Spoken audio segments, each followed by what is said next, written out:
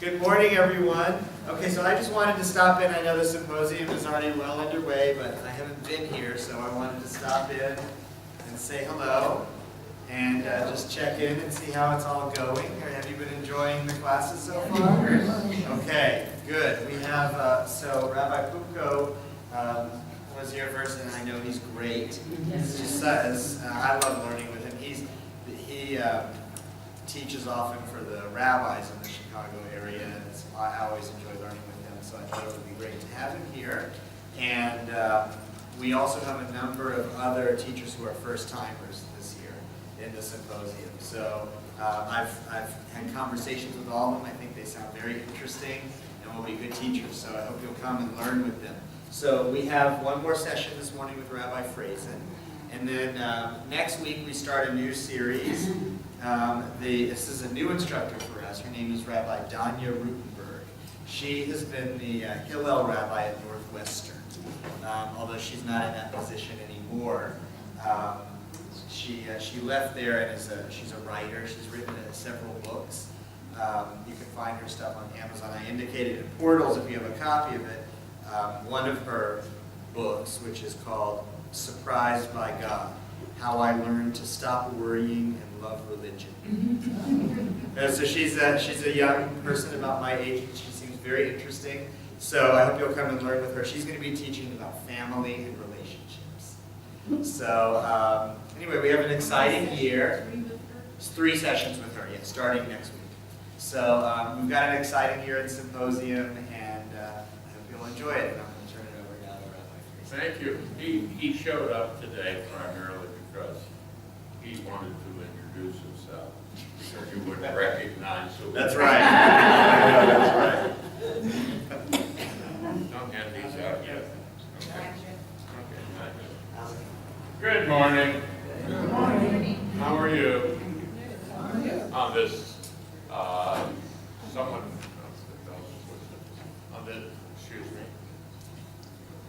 this somewhat inclement day, it may thunderstorm later, you know that. But we're safely within the sanctuary, or the sanctuary premises, or whatever they call it. Did I tell you about the temple cult last week? I said I was going to, and I didn't get into it because we went long. First of all, we're going to discuss Pesach, about which you probably know a little, and then we're going to go on to Shavuot. Now, all 3 of these were centered around the harvest. We know that Sukkot was the summer harvest. Pesach was the winter harvest, which was particularly important for Judea, not just Israel, not the northern kingdom, because the northern kingdom generally got pretty cold in the wintertime and not too much grew. But it became very important, especially after the Babylonian exile, because the only state that was left was Judea. And Shavuot is questionable, and I'll get into that. It was a harvest festival of the first fruits of the season. It was, late spring prior to summer, and probably mostly a vineyard festival. They drank a lot of wine in ancient Israel. But all 3 are essentially home-centered. And being home-centered, the celebrations take place in the home at the harvest time. The family harvesting the field for Sukkot dwell in booths. Pesach, we know, is primarily a home festival. It is celebrated with all kinds of flourishes we'll go into, and which you are quite familiar. And Shavuot, which would be the end of the first gleaning and harvesting, was probably also a family festival, similar to Sukkot. But it has no biblical reference. None. Now, what changed after the destruction of the first temple and the rebuilding of the second temple, which took place anywhere from 416 to 516 to 47? What really changed? No, I'm refraining because I don't always know, but I'm willing to. Go ahead, yes. And I'm happy that I don't know everything, right? I just learned something new from Arthur. What did he tell you? Pardon? What did he tell you? He told me, he asked me first, I knew not the answer, and his question was, how many children did Ishmael have, and what gender were they? I knew neither answer. But he told me, so I learned. It just was in the parsha this weekend. Oh. We didn't look at that part of it. 12 princesses. Well, and Yeah. Yeah, so in other words, he had nothing but daughters. yeah. Yeah. And they're always princesses. Oh, of course. Yeah. My daughter did FaceTime last night from Israel. So I talked to her on the phone and watched her as we talked. And she watched me and scared her. But it was absolutely fantastic. 12 princesses. Yep, that's what Can it you is. imagine what those weddings cost? Very sure in those days. Yeah, probably. No, they cost in those days, you know. You had to have a celebration, invite all your neighbors, you know. So, I mean, it's not dissimilar from today. I'm sure the gowns were not. Okay. So what happened? I think it was the beginning of the priesthood in a more formalized manner that lasted, I think, for like 400 years. I'm not sure what you said. Oh, excuse me. I thought somebody was talking. Really? Cracking My up. mother, she still talks to me. This is it. They're calling. That's how God calls these days, yeah. God doesn't call you any longer from heaven, he calls you in your cell phone. For your color, if you sit down. Okay, I have a question to ask you. Who here loves the IRS? You gotta be Meshuggah. What? If you like, you gotta be Meshuggah. You're right, right, okay. The temple cult became extremely ornate. Herod's temple was much more glamorous than Solomon's temple. Solomon's temple may be similar to the Hajj in Mecca, but it was much more glamorous. The priesthood got new garments, they were decked out in robes and all kinds of diadems and crowns, and the Levites had their own special quarters, which were pretty luxurious. The Israelites, of course, were in the courtyard, and they slept wherever they could, hopefully with sleeping bags. But the temple became the primary source of taxation. All of the IRS. The sacrifices were critically important because what they would do is with the animal sacrifices, they would use the skins, sometimes for Torah scrolls, whatever they had in the Torah scrolls, the first 4 books. And sometimes they would sell them to traders passing through that could use them for tent clothing or garments or whatever, the skins. The bones were carved into instruments. And what happened if you did not have something to sacrifice. What? You have to pay? You paid. You paid.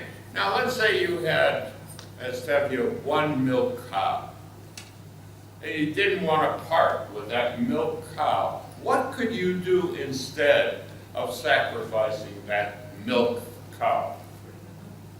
Pardon me? No. What you do is trade it for money. Thus, the role of money changers in the temple became critically important. If, for example, you brought too much money to the Temple Mount to pay for the sacrifices that the priests then would offer, then what would happen? The money changer gave you the correct amount, minus his fee, or his interest. And all of that went to support the temple and the priesthood, who lived in luxury, and the Levites, who were the musicians in the temple, and the schleppers. All of that went to support them. Now, what happens when there's a foreign ruler? Pardon me? Oh, you better believe he wants his share. And so therefore, the temple was the source of income, plus all the proceeds from the harvest, which the temple would demand in taxes, a cut of the proceeds from whatever the harvest was. So it became a source of tax collection. And with it, it would support the provincial government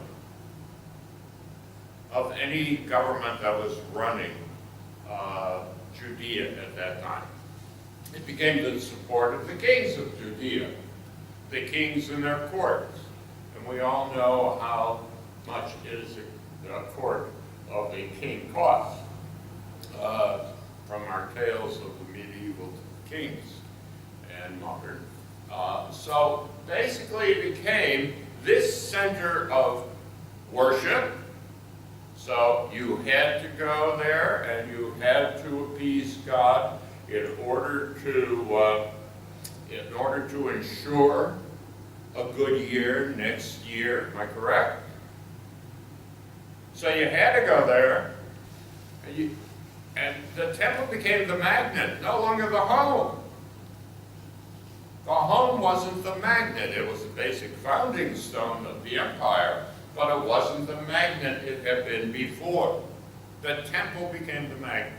You shall go to the central synagogue. Now, when, after Solomon, the state of Israel split in two, it became Judea in the south and Israel in the north, which became really part of southern Syria.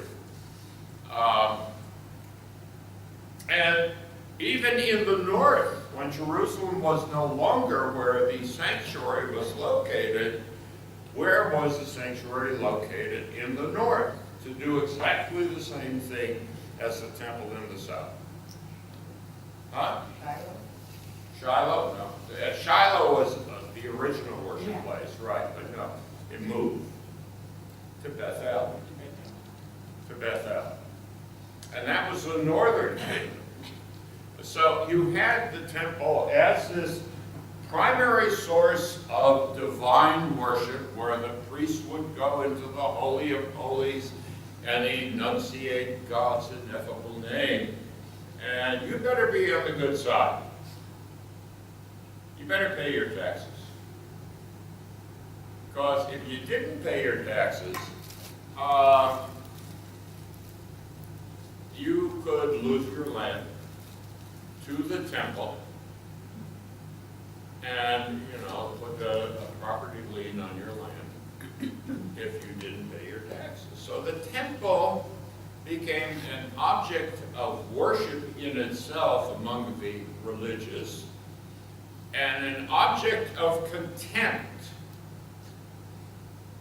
among the prophets. The prophets basically said, what is the Lord asks of thee? Of you. Okay, now go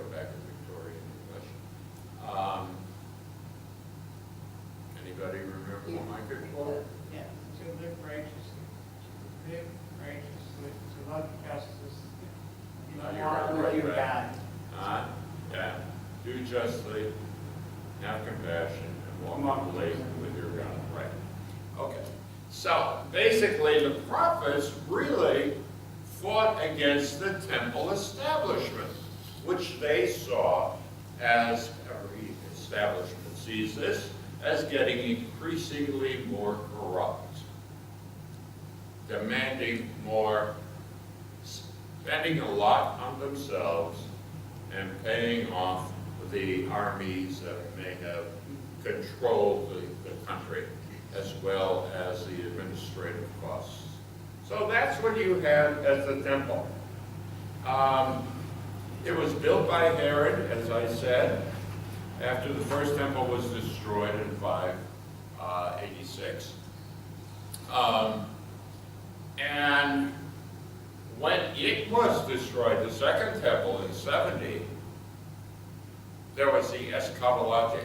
Now, a couple of years ago, I explained the difference between eschatology and apocalypticism, didn't I?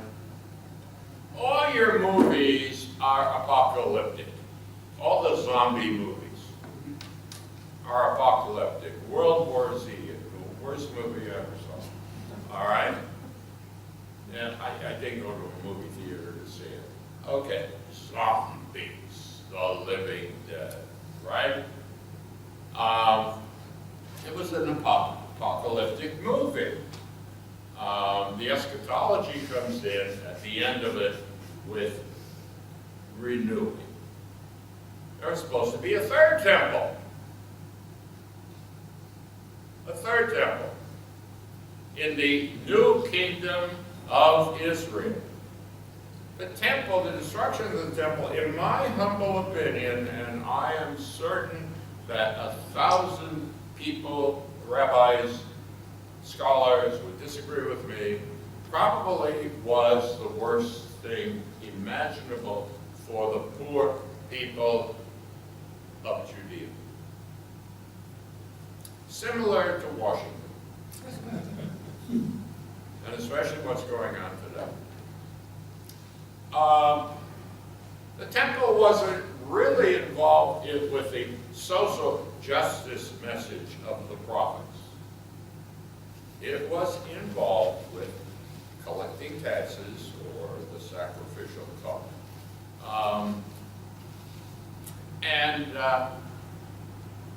As the temple became more and more corrupt, more and more zealots arose, and so-called messianic figures arose. I'm talking temple, the Second Temple time. For example, messianic prophecies were all over the place. The Messiah is coming. There will be a great apocalypse. Now, what was that apocalypse to do? Who would we get rid of? Not the temple. Oh no, the temple was that sacred sanctuary. Okay? The priesthood. Not the priesthood. Our enemies. The what? Our enemies. Our enemies, Rome. Rome was the enemy. Now, you remember the battle for the throne between Hyrcanus and Aristobulus? You remember those names? Yes. I forget them from time to time. Some of their points. Huh? They were the sons of a king who fought for the throne. And in order to ensure their legitimacy, they invited the Romans. The Romans didn't conquer. Hold on. My wife. She's in the hospital. Hi, honey.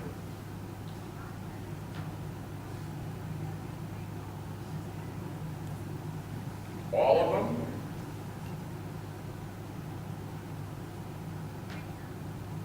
Well, a pre-soak? You don't have to take a pre-soak. It's scratched, doesn't it? Yeah. You were taking a line, that's all.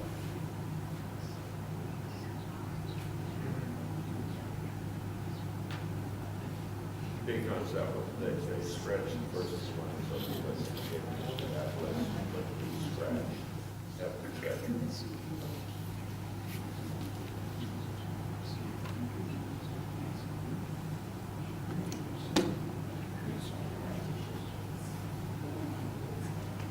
I'm keeping And you ordered that as so cute. And you bought that as so cute.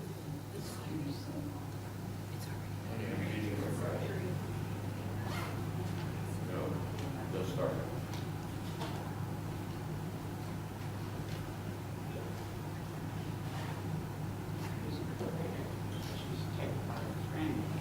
I brought a list of your notes.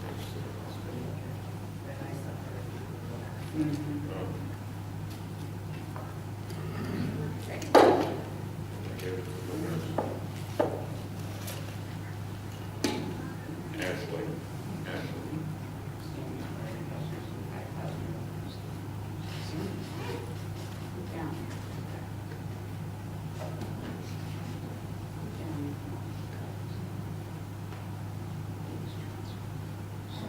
Is it known by its name?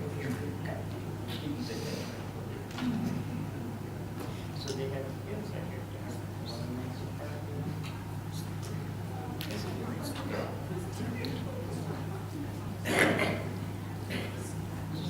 Yeah.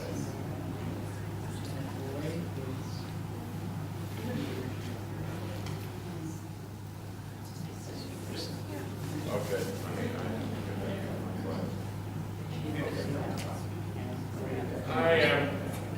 I'm truly sorry.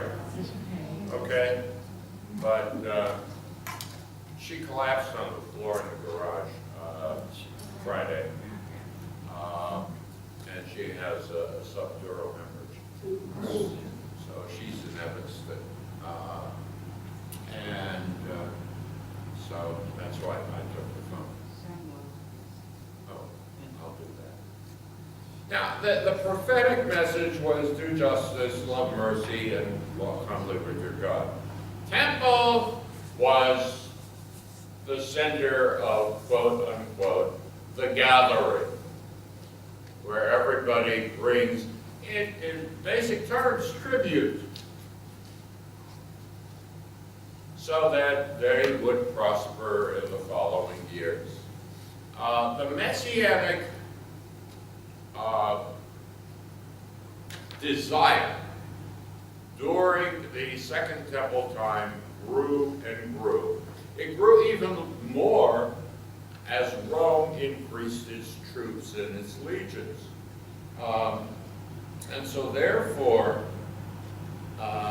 the Jews, which Judea was the most rebellious colony Rome ever had. We were rebels, and we fought against the Romans continuously. And we broke into different bands, different kinds of zealots. There was a zealot called the Sicarim. And the Sicarim carried little knives with which they would assassinate anybody that disagreed with them, including fellow Jews and Romans and anybody. They were like the Al-Qaeda of today. I'm serious. They shed blood unmercifully and without pause. The Essenes, in order to get away from the bloodshed that was going on during Second Temple times, decided to go off into the desert and live a monastic life. Pardon me? They were kind of weird. That cult was very odd. Yeah, it's extremely odd. They didn't all commit suicide, a couple escaped. You know, in fact, there is one theory that most of them got up down a path the Romans didn't cover. If you've been on top of Masada, you can look down and you can see the Roman encampments surrounding Masada. That was a symbolic war that the Romans waged against Masada. They had to conquer it. The people up there were Essenes. It is believed that John the Baptist was an SC, who came down off the mountaintop and went around cleansing people a la the mikveh to rid them of their sins. An ancient concept which persists to this day in the Catholic and Protestant churches of America and around the world. There's a story told of one messianic figure, pre-Christian era time, who was killed by the Romans, naturally killed by the Romans, and arose 3 days later. This is prior to Jesus, 100 or 200 years. Who was the Messiah? The Messiah, and we've gone over this, was a heroic figure who would throw out the Romans. That was the main goal of the Messianic era in Second Temple time. Throw out the Romans, get rid of the corrupt priests, and build a third temple. What we need a third temple for, we need like a hole in the head. There was horrible tension. And the one who expressed and outlined it from reliable sources the most was a Muslim who wrote the book Zealot, Jesus of Nazareth, Aslan. I don't know whether you've heard of it. He was interviewed all over the place. Was an evangelical Christian and became a Muslim, which is really betrayal to the evangelicals. Anyhow, there's a fascinating story about 4 rabbis who talked on the night of Pesach all night long. Right? All night long. One was a kibbutz. What did they talk about? We'll get to that. The Jewish leaders planned a second revolt against Rome, and that was what they talked about. They talked about revolution. And who was the messianic figure in that day? Bar Kokhba. Because there's a biblical passage that says, out of a star shall become a son of Abraham, or something to that effect. Out of a star. Bar Kokhba means? Son of the star. Son of a star. Okay? Not the son of God.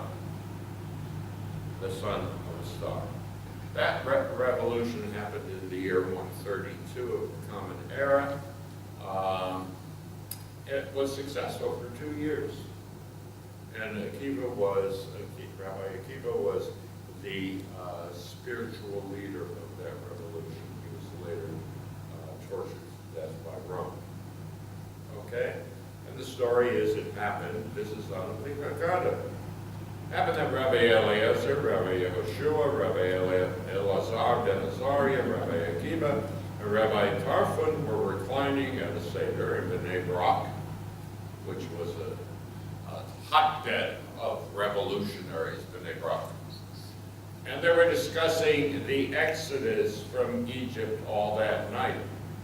And their students finally came and said, our masters, the time for the morning Shema has come. They were talking about the revolution. Now, prior to the Second Temple, there was another extremely ugly but insidious Canaanite practice in First Temple times. All of this is tied into this. That was child sacrifice. I mean, the Canaanites, the child sacrifice continued on until, what, 500 years ago among the Incas, the Inca Indians. But child sacrifice was a common practice in the Middle East. And the king of Moab, it says in the Bible, gave his firstborn son as a burnt offering, and olah, which is a biblical word, to defeat his enemy. And he was victorious in defeating his enemy. So therefore, child sacrifice was recognized as a legitimate way of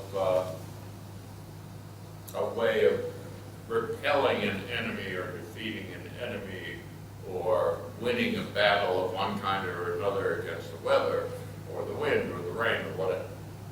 That you'll find in 2 Kings, that story. In fact, the quotation I gave earlier from Micah explicitly says, "Shall I give my firstborn for my sin, the fruit of my body for the sin of my soul?" And he receives a response, according to Micah, "It has been shown you all that is good, and what does Yahweh require of you? To act justly, to love mercy, and to walk humbly with your God." The Ammonites, who were absorbed by the Israelites when they conquered Canaan, they weren't all destroyed, as was demanded in Torah. They were not all destroyed. They were absorbed. They were integrated. What was Ruth? A Moabite. A Moabite. They were absorbed. The Ammonites generally gave their firstborn child to their god, Moloch.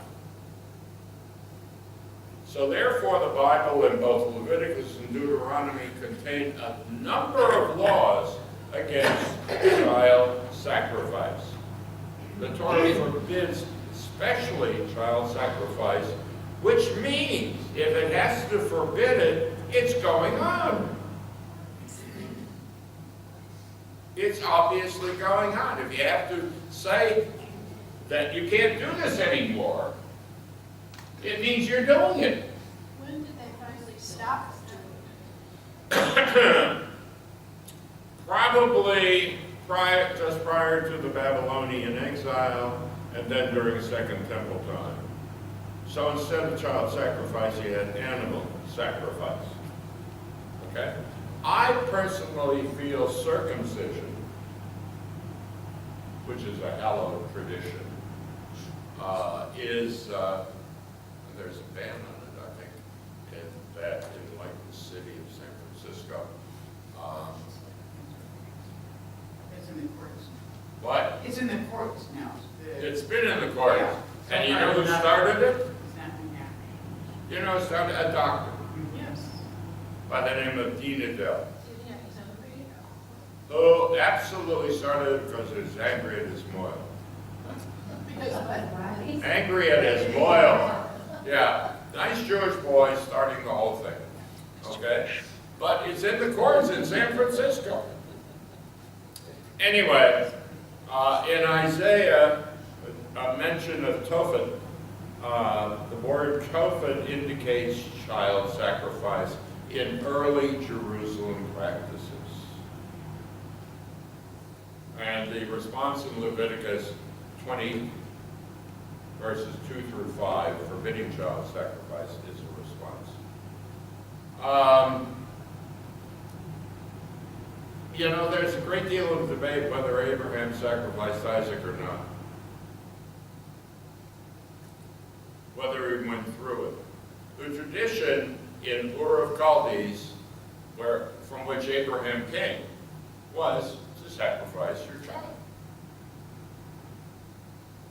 And Abraham was following tradition, the tradition with which he grew up.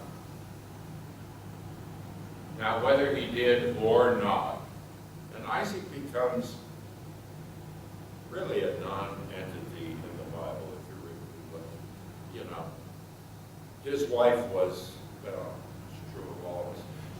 His wife was the one that ran the household. All right, she's the one that helped Jacob deceive his brother Esau. So basically Isaac was what I call a transitional character. He was there only because he was there to give birth to Jacob. That was it.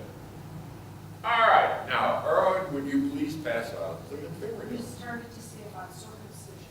You think that's a substitute? I think circumcision may be a surrogate for child sacrifice. But it's very common in the Middle East. It's a great disease preventer, which Edel doesn't talk about. And I'm certain that those few of you from the great city of San Francisco, now notice I've elevated the situation, know that Dean Edel, who's on talk radio all the time. Well, it's the main station in San Francisco. Or you only listen to rock and roll. This is a long time when you're talking to people who haven't been there. Really? When'd you leave? 65. 75? 65. Oh, yeah. Yeah, he came later. Yeah, the guy who gave ball scores, didn't like baseball, so he just said 6-5, 7-3, 5-7. Finally got kicked off. There was a little better than that. Oh, boy. Okay, did you all get a copy? I made enough? Here's the extras. Oh, I've got extra. Anybody want extras to hand out at this year's Seder? All right, the order of the Seder. After all of this, and the Seder is a home festival. Of course, they had to go up to Jerusalem at some point during Passover and make their tithes to the temple and royalty. The Haggadah is separated into 12 sections. We open with a prayer of praise, the Kaddish. Nothing to do with memorial. It's a prayer of praise. And then we combine that with what we do on every Shabbat. Hopefully, we bless the wine and bless the bread and wash our hands. Yeah. Why did the Black Plague of the Middle Ages not take the Jews in the same number? Erwin? We're more sanitary because of the rituals we went through. That's and right. washing as an example. And the mikvah. And we didn't have animals in our house to have the, Sorry. like the rats and things. No, we didn't. But we were much more sanitary. So we were blamed for the Black Plague. It's true. Because we didn't get it, so they said we didn't. Yeah, you must be spreading it. You're poisoning the wells. Hitler used that too.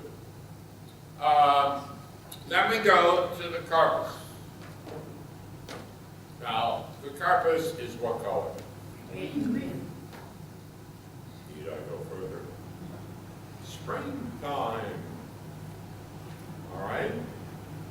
And then we get to the matzah. All right, we don't bless bread, we bless matzah. It's supposed to be 3 different size pieces of matzah. How many of you put that on your Seder plates? You do? The middle one is the biggest because you break it in half. 1/2 is dessert. Literally dessert. Afikomen is the dessert, and of course the kids all watch to see where it's hidden and how it's hidden and what? It's primary, it's a payoff, Why do we ban once? so we can continue the service. We can't continue the service until you get bigger views.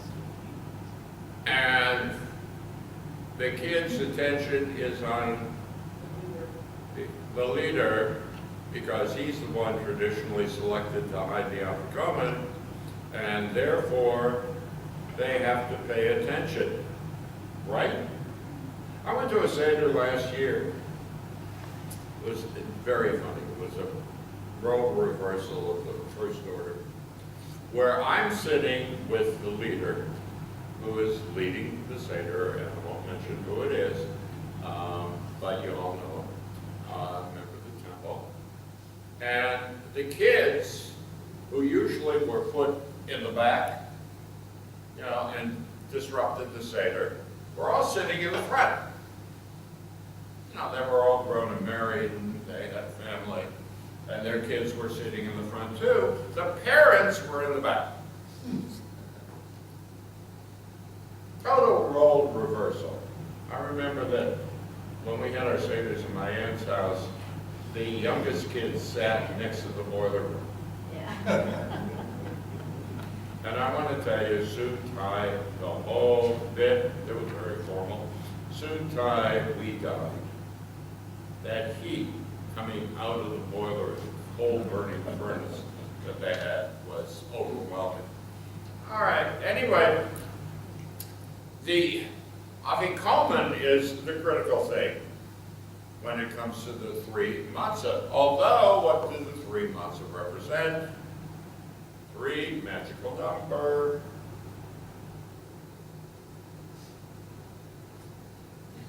Three patriarchs. What? Three patriarchs. Three what? Patriarchs, fathers. Well, she said it Oh, I, better. Yeah. did you say it better? Don't be fancy, Sandy. I'm, Then, after we break the matzah, hide the afikomen, what do? Almost the rest of the evening? We tell the story. We tell the story. And then before the meal, which is usually too much food, we wash our hands again. So you can see the cleanliness. There's nothing about salt water in here, is there? I don't know when that was added. For the tears, yes. Number three, dipping in the harvest in salt Oh, water. yeah, you dip it in the salt water. You're right, I missed that. Sorry. But I think the salt water was added. I think the green was original. And the salt was added to make it tasty. You know, and also that is good chlorophyll. So if you drink too much wine, you can always nibble on the carcass, you know, before you go driving. Then we wash our hands again, and then, of course, say motzi again. And then before we eat the matzah, we make a sandwich. A pillow sandwich. All right. The moror. And we make the sandwich, and we sweeten that bitter moror with, which I happen to love, with porosis, and we put it on the matzah. We combine all three symbols: matzah, bread, unleavened bread, in the haste to leave Egypt, moror, the bitterness of slavery, porosis, the sweetness of freedom. And then, you know, we serve the meal. Now, we send them searching for the afikomen. We have done what? We've done all of the significant blessings. We have told the story over and over and over again. And then, since their attention probably by now is waning, they go hunting for the afikomen, and they're pushing each other around, and the littlest one gets shoved to the floor, and usually ends up finding it somewhere around under the couch or under a chair or someplace. Then we go to a very critical part, which is usually passed over fairly quickly. We go to the Hallel. Hallel. Remember what I told you last week? Hallelujah. Praise of God, basically, for taking us out of Egypt, but praise of God nonetheless. I don't know how many of you say prayers before you go to sleep. Anybody? 1, 2. You do. Mine consists of nothing but thank yous. Or arguments. Or arguments with God about what goes on. Then we come to the conclusion. And we conclude it with messianism. Don't we? What do we do? You open the door for the Messiah to come, or Elijah, not the which is- Messiah, well, Elijah's Elijah. going to herald come first before the Messiah. We need wine. We have wine on the table. Sure. Well, he's plastered by the time he finishes that pizza. It's like No, he can promise anything, right? You know, whatever you want, one can do. Why not Moses? Why Elijah? And Moses was. Huh? Moses was. What he did was in the past, we're looking to the future. Well, why Elijah? He was a prophet. Because Elijah's going to herald in the Messiah. Okay, He's but got to come first. what? Yeah, but why? Why Elijah? Why not his disciple Elisha, who did twice as many miracles as Elijah? Tradition. Huh? Tradition. Now, more than tradition. More. Moses died. Right? We have report of his death. Elijah, Oh, he just went up. he went up He went up without dying. from where? Here. No, he went up from a specific place. Oh. He was bemoaning his faith as the only righteous, or possibly self-righteous person left, okay? And all of a sudden a voice, still small voice, comes to him in the cave, okay? And he is whisked to heaven in a fiery chariot. He never died. And the rabbi said, you need someone, not dead, someone who is still alive to know what the condition of the world is like at that present time. Yeah, we need Elijah for Congress. We need something. Oh, bad. It's bad. Now, another rabbi divided the Haggadah into 6 sections. And he takes Avadim Hayinu, the words, we were slaves in the land of Egypt. And he begins with that. And that first section ends in the son who does not know how to ask. He's the critical son, not the wise one who may know the story already, but the one who doesn't know what to ask. You retell the entire story of the Exodus. Okay? Why? Because at the beginning of the Haggadah it says, you shall teach it to your child. The Haggadati Levincha. You shall relate to your child. And each paragraph thereafter goes back to the Haggadati Levincha. You shall relate to your child. Because Bafilu Kulano Chachamim, even if we were wise, we would nevertheless be obligated to recount the story of the Exodus from Egypt. That is this seminal point in our creation. You know, the Hebrews or Hebrews or whoever they were who were down in Egypt ruled the land for about 400 years and then became subject to the Egyptian people, formed themselves into a single nation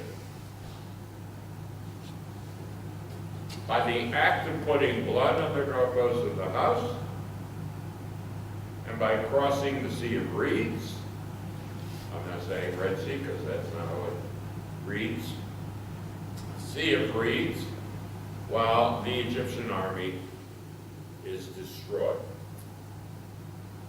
And the angels weep, or God weeps, while the angels sing. Section 2 of the Seder is Bayom Habu, the obligation of telling your child or children the story at that moment. That's the moment when you tell the children. Excuse me. Oh, it's Mike. Never mind. I can talk to them all the time. Forget it.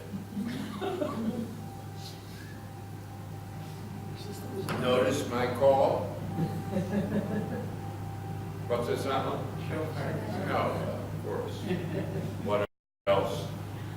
It's like Bernstein at the beginning of Candide, or West Side Story. You ever realize the first three notes of Maria? There's They're the, shuffler call. Maria.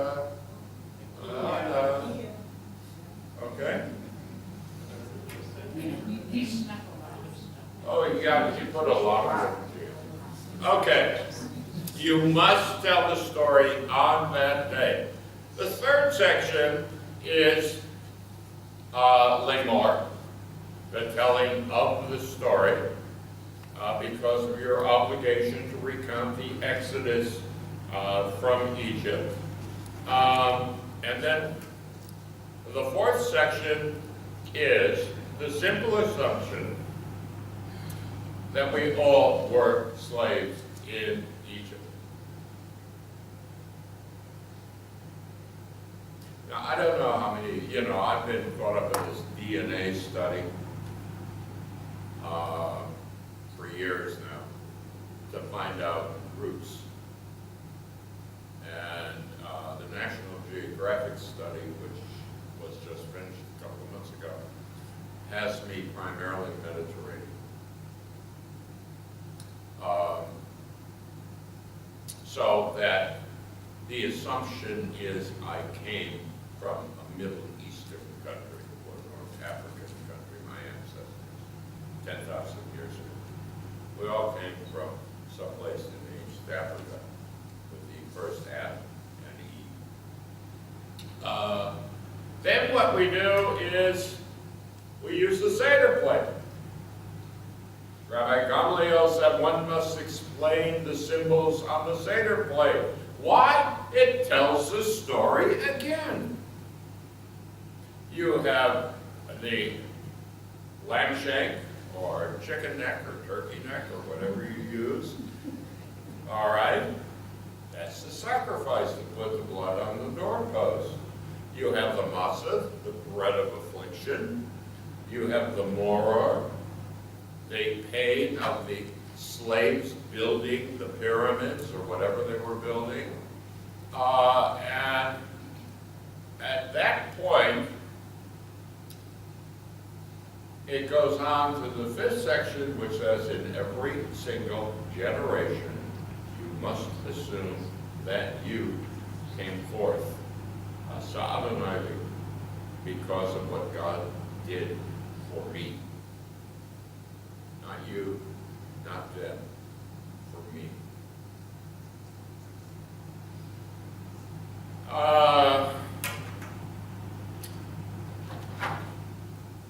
Now, section 6 of the Ghana says we are obliged.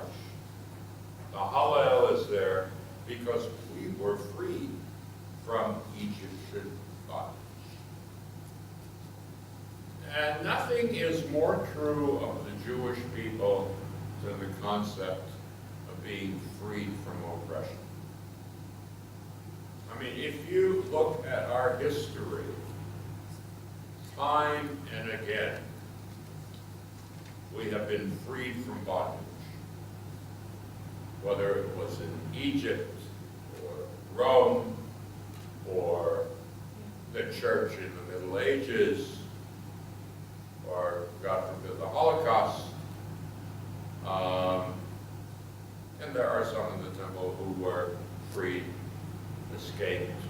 survived the Holocaust, and some who are descended from people who did.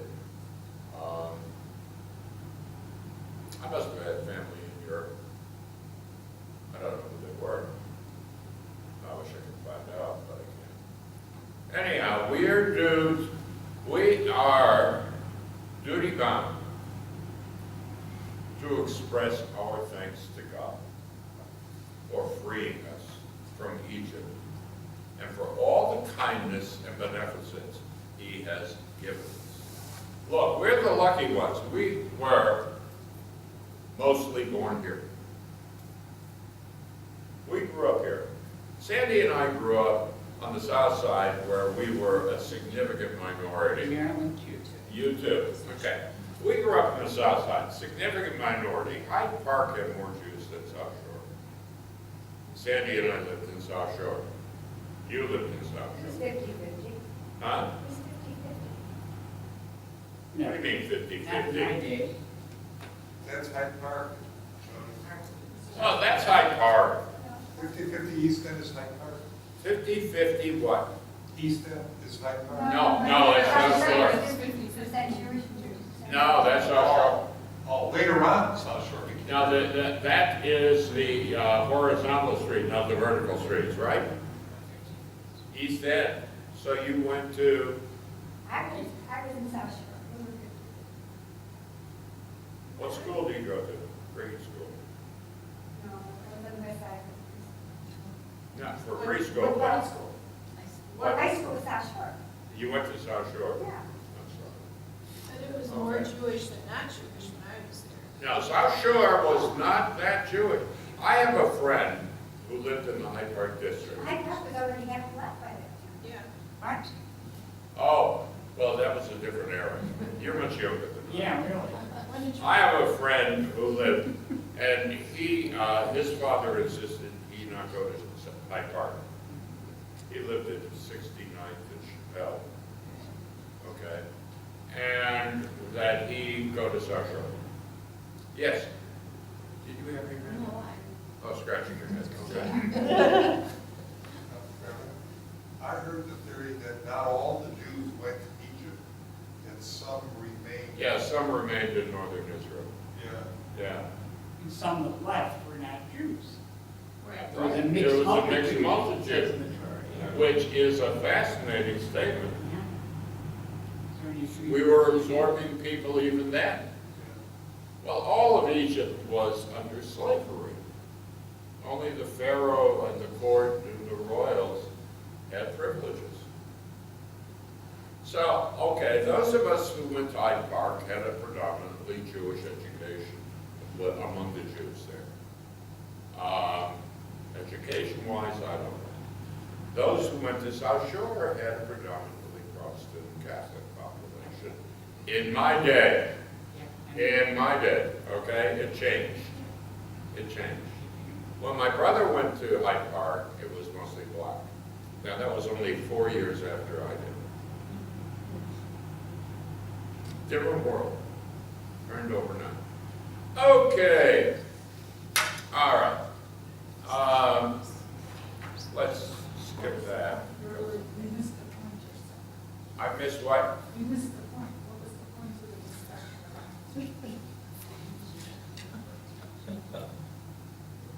Good question. What are you supposed to do if you have no young child? Everybody's been bar mitzvah or college. You tell them About the afikomen. about the Afikomen, you still hide it. And the kids go out looking for it, believe me. No, but you're right. He said if they're all adults, there are no children. You still do the same thing. I You mean, know we what? know the story. We Yeah. really don't have to do it. We don't have to tell the story, we all know it by You don't have to heart. hide it then. But you do it for tradition. Oh. Friends and kids. Red's kid. Very good. You give a different prize. Yeah, right. And so how do we conclude the Seder? With what words? Next year. Next year is yours. Well, don't we say that every week? say it every day. Don't we say that every week? What service? Do we say that? Othello. Exactly. Exactly. We sing Eliyahu Hanavi. Next year in Jerusalem. What about people who live in Jerusalem today? Huh? What do they say? Next year in New York. They say peace. Huh? They want peace. Well, what's the name Jerusalem? What's it composed of? Jerusalem now.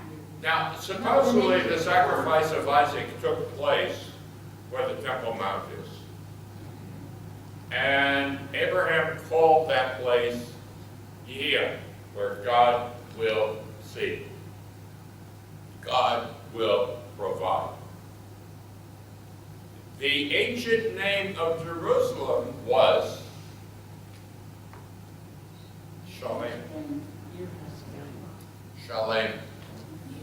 So the name Jerusalem comes from two words. Here, for God will see. Shalem. Here's Shalem, Jerusalem. It's a concept, more than a location. It's a concept. You know, so people in Jerusalem can say that at their Seder. It's a concept of a city of peace, Yerushalayim.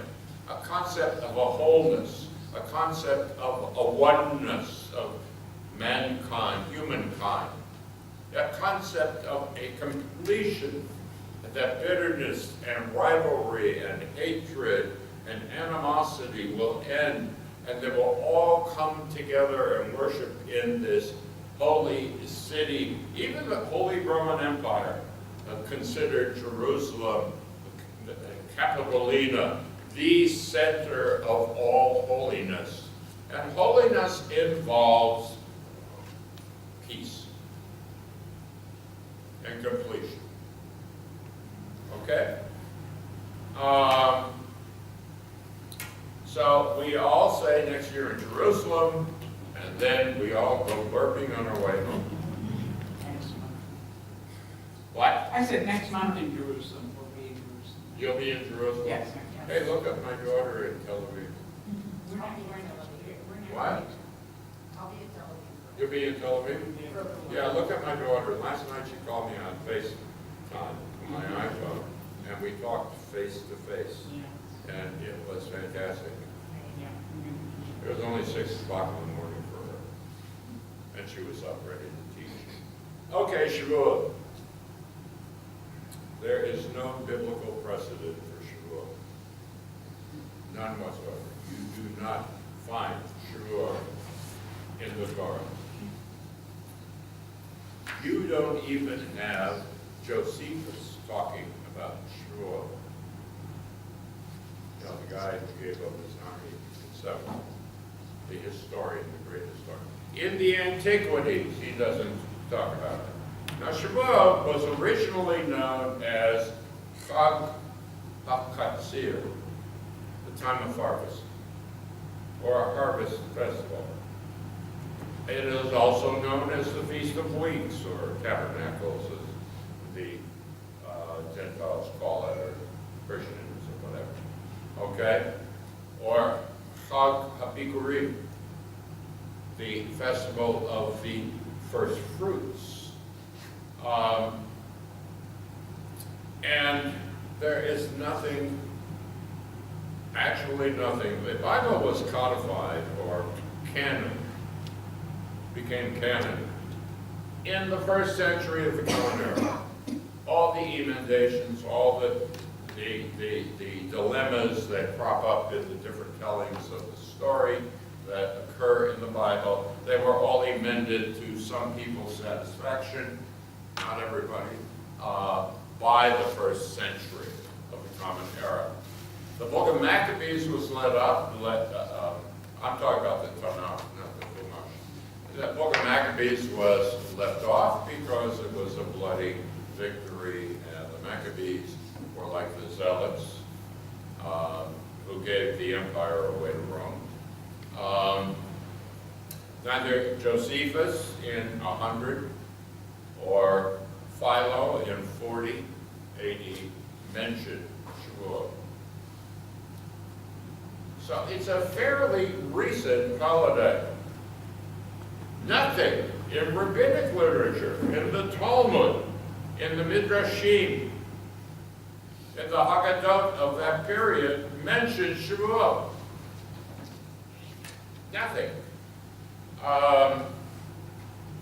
And the holiday probably did not begin to be mentioned until the second century of the Common Era.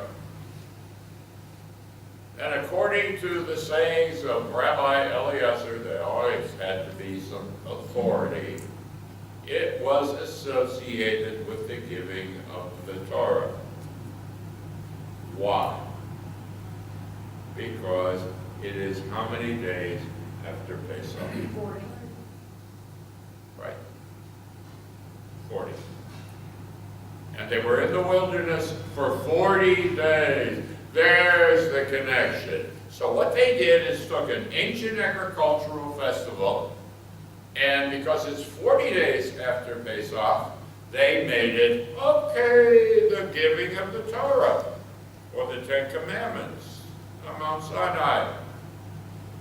It has very few rituals.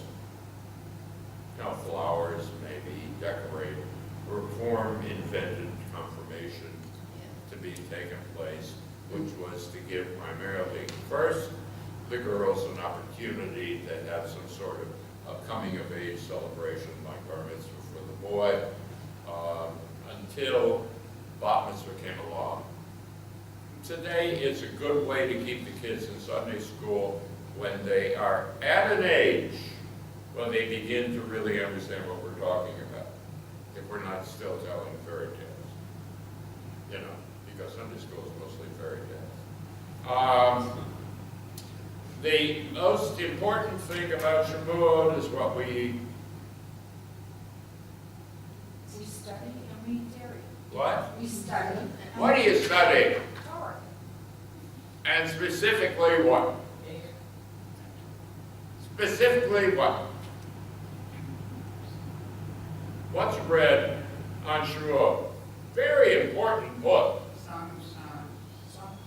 That's Pesach. You're wrong for the first time. No, not the first time. Not the first time. The Song of Songs is Pesach. Ruth. Right. Oh, You're good. You got the right answer. Oh, you would have lost in Jeopardy. Ruth.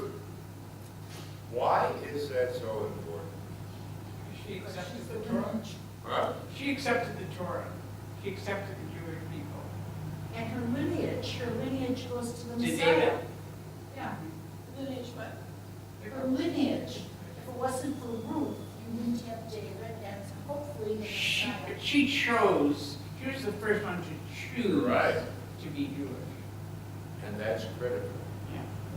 That was critical. A Moabite coming into Jewish religion or acceptance of the Jewish God. Don't forget the Moabites were enemies. You know, were enemies of the Jews in Judea. So anyhow, she becomes the great-great-great-great-grandmother of David, who is the precursor of the Messiah. He's the King Arthur of Jewish lore, about whom the story is very real. I mean, here's a guy, he's the king, he has an affair with a beautiful woman who he sees across the street, and bathing, obviously naked, on her balcony. Now, don't tell me that was by accident. I'm telling you, make a great Lifetime movie. You know, it really would.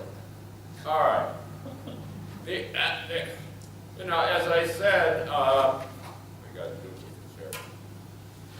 The only thing you have is you chant the Ten Commandments on Shavuot. You study the Ten Commandments and Megillah Ruth, the Book of Ruth. It takes place during the harvest time, Ruth and Boaz, and acceptance of the Torah, and it has, every holiday has a food-related component. And Shavuot, we are, according to tradition, eat what? Dairy food, blintzes galore, cheese and milk, and no one knows where this custom originated. No one knows where this originated. But the glimpses are look like little toys. You're right. That's a very good, very good. Never realized that. Thank you. Okay. But the cottage cheese, what does that look like? Huh? But there really is nothing in biblical literature. You could tie it into, you will go into a land of milk and honey if you want, but generally that's a stretch. That really is a stretch. Children are introduced to the Torah on Shavuot. And they're given what? In European countries, and some, the Orthodox here, honey cake. Right. Yeah. Little honey cake. Introducing the Torah with sweetness on your tongue. That's very common. It's a European custom that is followed sometimes here. You know, like apples are followed after Rosh Hashanah at Temple BJP. But Yom Kippur. Yom Kippur. Why apples? It's portable, it's portable. It's portable, okay, but pears are portable. They're not as. Oh, maybe it has to do with, we equate to the tree of knowledge. We equate it to, I mean, that probably was a fig. probably. You know, they didn't grow apples then. Can I ask a question? Yeah. In my mind is something that we read in the Siddur that says, 3 times a year you shall make pilgrim festivals, Right. pilgrimages to Jerusalem. Right. Is Pesach. that from the Torah? Pesach? Yeah, 3 times a year. Shavuot? But don't forget, you gotta remember the Torah wasn't written by one person in one I place at one time. understand, but that to me indicates that, would say to me that Shavuot is in the Torah, is a pilgrim festival. But it doesn't mention Shavuot. It mentions Pesach specifically.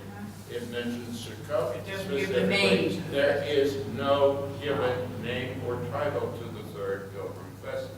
You just make 3 pilgrimages to the temple in Jerusalem. It could have been something else that has been discarded and forgotten. So the name wasn't there, but it does say 3 times you shall. 3 times a year you shall make a pilgrimage. Doesn't give times or for Shavuot, does not mention.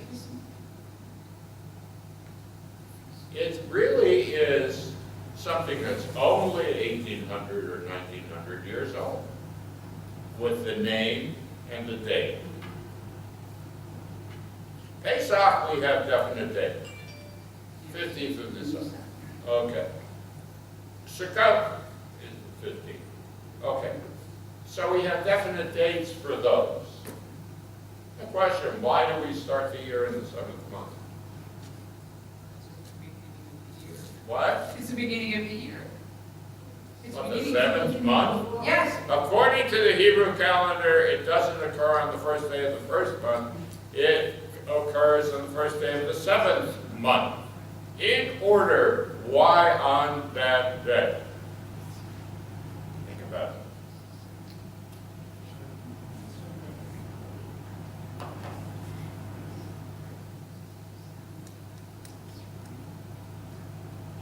Got you stumped.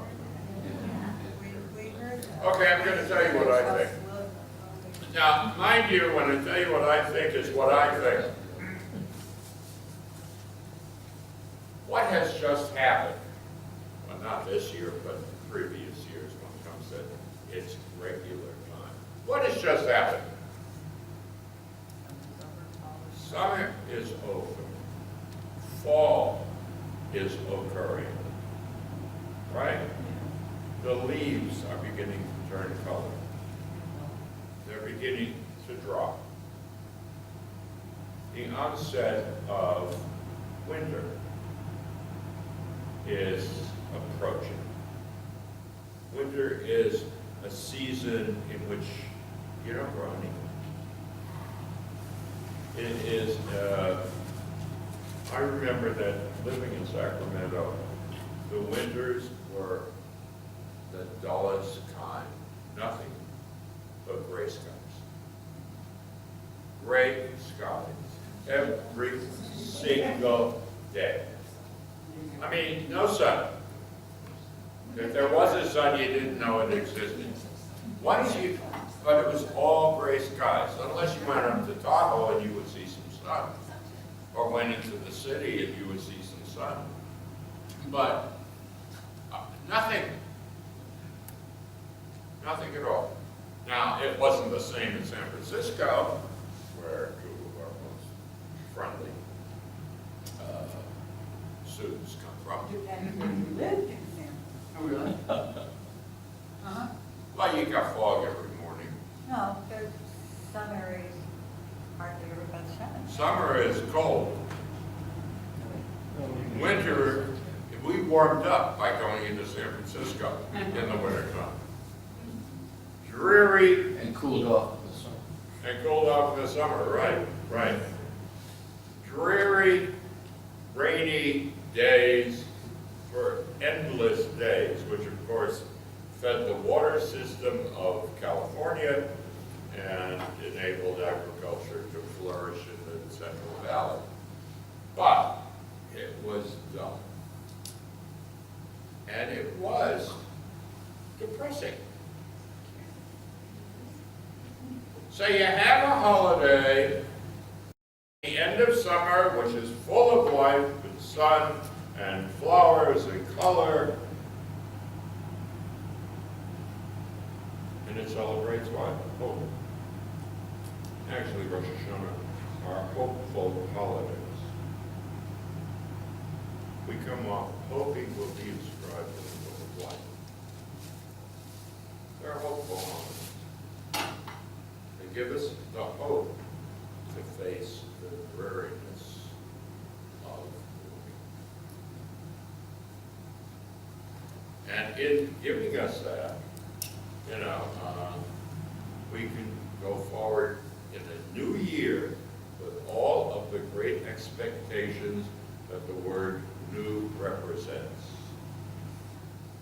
And face the depressing season that is going to be upon us. Then why didn't they renumber the years, the months? No, because of the, I think it's the psychology of the whole thing. I really do. Okay, guys, it was great having you. And thank you. I know we rehashed a lot of material, but we are constantly telling the story.